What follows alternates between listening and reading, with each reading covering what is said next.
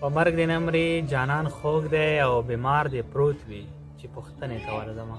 سلامونه احترامات قدرمنو کتونکو، لکه تاسو چې بهتره تاسو ته معلومه ده چې د څو ورځې مسلسل په فیسبوک او نورو رسنیو باندې د تراب صاحب د مبارزې خبرې خوا دې خوا کېږي.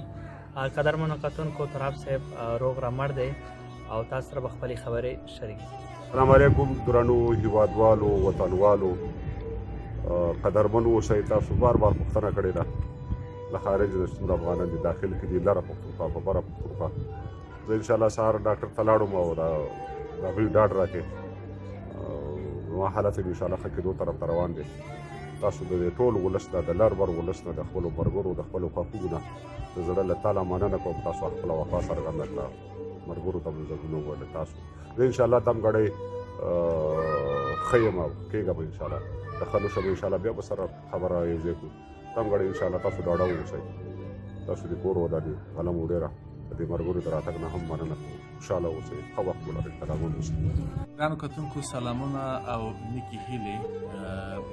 دا چې موږ ستر حماسي او ملي شاعر مطیع تراب پوښتنې ته راغلي یو، په واقع سره د یو څه تکلیف یې درلودو، خو انشاءالله د تکلیف مخ په ښه کېدو دی.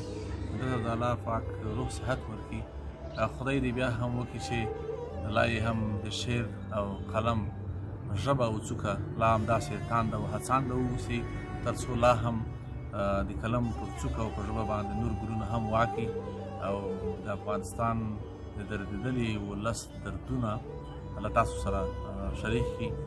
تراب صاحب ته اوږد عمر او ښه ژوند غواړم.